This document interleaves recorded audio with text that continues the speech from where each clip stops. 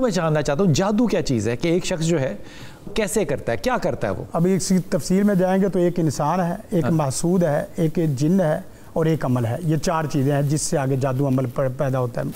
مثلا ایک حاسد محسود کو جادو کے ذریعے, آپ یوں فرمائیے اس پہ کہ جادو ایک ایسا عمل ہے جو کوئی بھی انسان پڑھتا ہے یا کرتا ہے, تو اس کے پڑھنے یا کرنے سے اس کے قابو میں جنات یا بد جن آ جاتے ہیں جی, اور ان کے ذریعے وہ اپنے کام عملیات کرواتا ہے کسی اور کے اوپر. جی یہ درست ہے بات؟ جی ٹھیک ہے, سادہ بات ہو گئی, یہی کہنے لگا تھا. ٹھیک ہوگی بات. حضور اقدس آپ جادو کو کیا سمجھتے ہیں, جادو کیا چیز ہے؟ جادو یہ ہے کہ کسی کو تبدیل کر دینا, کسی چیز کو تبدیل کر دینا کسی کے اچھے حالات کو برے حالات میں, یعنی کہ کسی بھی چیز کو اس کی اصل حالت سے ہٹانا, یعنی کہ خدا کے جو چیزیں ہیں, جو اللہ نے کسی کو اگر بہتر رزق عطا کیا تو اس کے راستے میں رکاوٹ ڈالنا.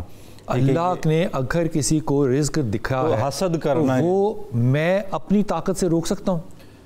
یہ انسان کا اپنا اللہ کہتا ہے تم چاہ بھی نہیں سکتے. اللہ یہ انسان کا اپنا خیال ہے, یہ انسان کا اپنا خیال ہے, لیکن وہ بھائی بھی یہی فرما رہے ہیں کہ لوگوں کے رزق بند ہو جاتے ہیں تو وہ کھول دیے جاتے ہیں. نہیں, رزق تو اللہ کی ذات میں ہے نا, لیکن وہ اس طرح کی کوششیں کرتا ہے. اچھا, کوششیں کرنے میں جادو سے یہ تو نہیں ہو سکتا کہ جو اسرائیل وہ طیارے اس کے گر جائیں, جادو سے یہ تو نہیں نہ ہوگا. کیوں نہیں ہو سکتا؟ ٹھیک ہے, کوئی ایسا جادوگر دیکھا ہی نہیں ہے جو ان کے طیارے گرا دے. یہی ہے کہ کسی انسان کو نقصان پہنچانا. اچھا, کمال بات ہے, اللہ مجھے معاف کرے, یہ فرما رہے ہیں کہ جادو سے لوگوں کے رزق یا فطرت یا وہ ذمہ داریاں, سورہ بقرہ کو یاد کریں, عزت, ذلت, موت, رزق, بیماری, جو ذمہ داریاں اللہ کے, اس میں وہ مداخلت کرتا ہے. اسرائیل کے طیارے نہیں گرا سکتا, تو یہ طیارے نہیں گرا سکتا. یار کمال بات ہے. خدا کسی جگہ پہ جادو سے کوئی سیلاب کو نہیں روک سکتا, جادو سے کسی جگہ پہ کوئی سیلاب کو نہیں روک سکتا. بابے روکتے ہیں کراچی کے طوفان کو, غازی صاحب روکتے ہیں, وہ جادو سے تھوڑے روکتے ہیں. میں کہتا ہوں یہ روکا جا سکتا ہے نا, وہ تو اللہ کے ولی ہیں, وہ دفن ہے ان کی کوئی, یہ مثال نہیں. یہاں پہ دفن آدمی بھی روک سکتا ہے, زندہ نہیں روک سکتا تو دفن روک سکتا ہے. وہ ایک الگ بات, یہ بات ایک الگ ہے. نہیں, لیکن انہوں نے زندگی میں روکا. میرا دعویٰ نہیں ہے کہ میرا دعویٰ نہیں ہے کہ وہ غازی صاحب جو ہے وہ روک سکتے ہیں, یہ ان کا دعویٰ نہیں ہے, لیکن وہ یہ بحث کر رہے ہیں. میں یہ بحث کر رہا ہوں کہ بنیادی طور پہ ایک شخص جو ہے وہ اللہ کے عملوں میں, اللہ کے فیصلوں اللہ کی قدرت میں مداخلت کرنے کی طاقت رکھتا ہے, لیکن وہ ایک اسرائیل کا طیارہ نہیں گرا سکتا. طیارہ نہیں گرا سکتا.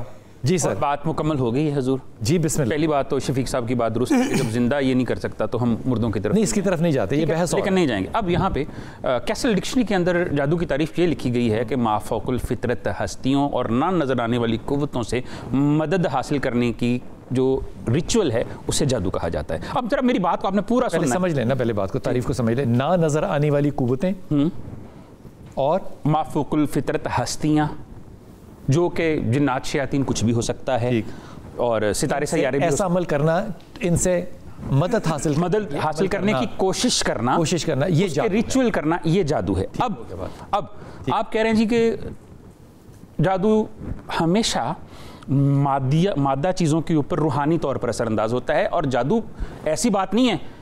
اللہ نے بذات خود آزمائش کے طور پر 2 فرشتوں کو بھیج کر جادو, میں کہہ رہا تھا نا ادب کے ساتھ کہ اس بحث میں یہ موضوع مت لے کر آئے. نہیں, پھر آپ یہ مت کہیں کہ میں نہیں مانتا. ہاں, علماء اختلاف کرتے ہیں, لیکن یہ قرآن ہے نا, تو آیا ہے جادو آزمائش کے لیے زمین پر اتارا گیا ہے, ہم نے کیا. اب سن لیجئے تفسیر. چھوڑ دیجئے, تو وہ کیا کہہ رہے تھے کہ ہم آزمائش ہیں, موضوع کو نہ لائیں. یہ موضوع اور یہ صرف انتہائی سینسٹیو ہے. ایک عامل اپنے موضوع کو جسٹیفائی کرنے کے لیے قرآن کی سینسٹیوٹی اور تفسیر کو, جب موضوع گفتگو لاتا ہے ہماری تفسیر, میں وہاں پہ روکنا, عامل کی بات نہیں کر رہا, مفسرین نے لکھا ہے. چھوڑ دیجئے, اور بہت سے مفسرین ہیں, مفسرین نے اس کے اگینسٹ بھی لکھا ہے, تو اختلاف رائے ہے, لیکن یہ بات حقیقت ہے. اب ذرا آپ آگے بڑھ جائیں. چلیں جی, بات ختم ہو گئی. جادو آپ کی جو ابھی تک تعریف فرمائی وہ یہ کہ ما بعد الطبیعات چیزیں جو کہ ہماری عقل اور شعور میں نہیں آتی لیکن ایگزسٹ کرتی ہیں, ان کو اپنی طاقت میں لانے کے لیے عمل کرنا جو ہے, ریچول کرنا, ریچول عمل ہو گیا, اس کو کرنا, یہ جادو ہے. جادو کی ایک قسم ہے, جادو ہے. اچھا, بلیک میجک اور وائٹ میجک بھی کوئی چیز ہے؟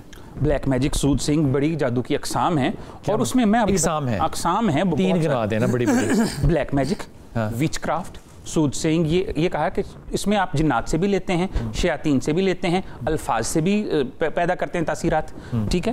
اور اب اب آگے والی بات, آپ نے کچھ نہیں پڑھنا اور ٹھیک ہے, اور صرف قوت متصورہ سے لوگوں کی تخیلات کو تبدیل کر لینا. آسان اردو, قوت تصور کے اپنے تصور میں ایک چیز لے کر آنی ہے, یعنی کہ میں نے تصور میں لے کے آنا ہے کہ اس شخص کو میں سوئی چبو رہا ہوں, اور وہ ہوتا ہے, یہی بات ہے نا جی, اور اس کو سوئی چبھتی ہے. اس کے لیے پھر باقاعدہ ریچول ہے, جسے کہ وہ دائرہ بنا کے جو کرتا ہے. سی جے ایس تھامسن نے لکھا ہوا ہے کہ جناب علی وہ دریا کے 2 کناروں کی مٹی لے کر اس کا پتلا بنایا. سی جے ایس تھامسن جو تھا یہ عامل تھا, وہ ایک ریسرچ اسکالر تھا, عامل بھی تھا, ریسرچ اسکالر بھی تھا جادو کے متعلق, اور غیر مسلمان تھا. تو اسے کیا حرج, ہم جادو کی بات کر رہے ہیں تو اس میں اسلام کا کوئی تعلق ہی نہیں ہے. تو ٹھیک ہے, یہ بات ٹھیک ہے. 2 دریاؤں کی مٹی 2 کنویں سے لیں, اس سے پتلا بنا کے اس کے اندر آپ نے جو ہے, کیونکہ جب کسی کا پتلا بنایا جاتا ہے تو جو رائٹرز ہیں وہ یہ لکھتے ہیں کہ اس کے وجود کی تمام خصوصیات اس میں موجود ہوتی ہیں, پھر اس کے اوپر کچھ ریچولز کی جاتی ہیں جس سے اس انسان کو تکلیف اور اذیت پہنچتی ہے.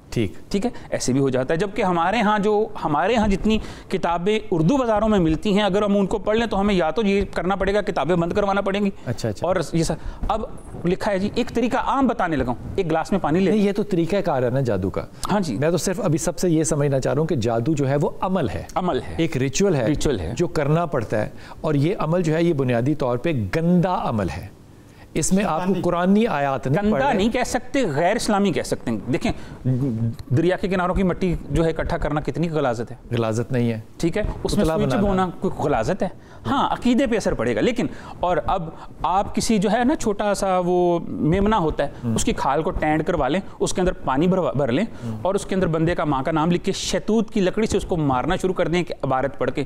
ادھر سے یہ تکلیف, آپ کہتے ہیں نا لوگوں کے نشان پڑ جاتے ہیں, سچ میں نیلے پیلے نشان, ایک یہ میڈیکلی بھی ہے, لیکن تکلیف اذیت جس میں درد ہے, جادو کرنا نہیں ہے. ٹھیک ہے, بات یہ ہے کہ یہ اس میں گندگی کہاں پہ ہے, غلاظت کہاں پہ ہے, تو پھر گندگی کیوں کہتے ہیں کہ طریقہ کار عمل جو ہے وہ گندا ہے. شفیق بھائی یہ ایک عمل ہے. جس وقت آپ قرآن مجید کو غلط چیزوں سے لکھیں گے تو یہ گندگی والا جو نا وہ نعوذ باللہ قرآن مجید سے لکھتے ہیں, سب سے خطرناک قسم کا عمل قرآن. جو لوگ قرآن کو جانتے ہی نہیں ہیں وہ جادوگر نہیں ہوتے. وہ جادو, ہندو بھی جادوگر ہوتے ہیں, ہندو بھی ہیں, بھی جادوگر ہوتا ہے, اس کا تو قرآن سے تعلق ہی کوئی نہیں. لیکن یہی بات ہے, عمل کا ایک طریقہ مجھے یہ سمجھائیے نا, آپ کہہ رہے ہیں کہ قرآن کو گندے چیز سے لکھنا معذاللہ, اب ہندو تو قرآن کا واقف ہی نہیں ہے نا, تو اس کا تو کوئی گندے طریقے سے لکھنے کے ساتھ تعلق ہی نہیں ہے, وہ بھی تو جادو کر رہا ہے نا.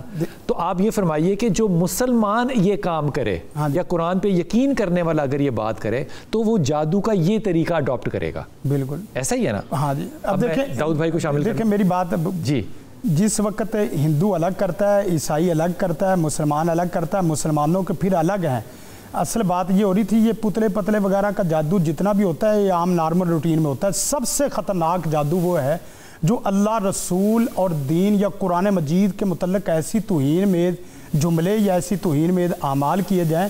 وہ جادو ایسا ہے جیسے کہ جیسا بھی پیچھے بتا رہے تھے کہ وہ نہ ٹوٹنے والا اور بسا اوقات نہ سمجھ میں آنے والا ہوتا ہے, جو عام سب سے طاقتور یہ ہے, سب سے خطرناک. اب معاملہ یہ ہے کہ مسلمانوں کو اس کائنات میں آئے ہوئے 1450-1500 سال ہوئے. ہم لوگوں نے جادو جو ہے وہ قبالہ سے سیکھا ہے جو کہ 5000 سال پرانا ہے. تو آپ کیوں کہہ رہے ہیں کہ 1500 سال والے جن سے ہم استادوں سے ہم نے سیکھا ہے ان سے زیادہ طاقتور ہے؟ اس وقت بھی تو شریعت تھی, وہ قبالہ ہے. ہم نے قبالہ سے ہر وہ جادوگر جو اپنے موجودہ نبی اپنے موجودہ شرعی احکامات کی مخالفت کرتا اس کا جادو چلتا ہے زیادہ.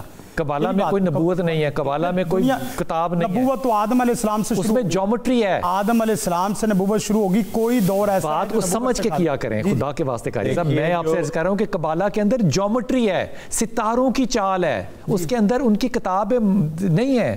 تو ان کا کیا تعلق نبی سے یا نبی کو ڈینائی کرنے؟ ہر جادو میں کفری عمل ہوتا ہے, ہر جادو میں شیطانی عمل ہوتا ہے, ہر جادو میں ظلم ہوتا ہے. کوئی جادو ایسا نہیں جو کفر سے خالی ہو, کوئی جادو ایسا نہیں. اور کفر کب بنتا ہے؟ جب اللہ رسول اور دین جو موجودہ دین ہے. جیومیٹری میں دین کہاں سے آیا؟ جیومیٹری میں دین کہاں سے آیا؟ ستارہ بنانے میں دین کہاں سے آیا؟ وہ ستاروں کی لوکیشن بنانے وہ ایسے اعمال اور حرکات کرتے ہیں جس سے باقاعدہ اللہ رسول کی جو اس آپ کو قبالہ کا پتہ ہے؟ یہی تو بتا رہا ہوں. قبالہ کا پتہ ہے آپ کو؟ یہی بتا رہا ہوں کہ جو بھی نبی جو بھی ہے آدم علیہ السلام سے لے کے نبوت کا کوئی دور خالی ہے. جادو ہوتا کیا ہے؟ یہی تو بات بتا رہے کہ جس وقت آپ کہیں خالی تصور سے یا خالی جو ہے نا وہ پتلے سے خالی اس طرح کی چیزوں سے, وہ صرف شیطانی عمل ہوتا ہے شیطانی عمل میں اور جادو میں فرق ہے. ہاں جادو وہی ہے. شیطانی عمل اور جادو میں فرق ہے. ہاں یہی ہے. دو چیزیں الگ الگ ہیں. میں سمجھنے کی کوشش کروں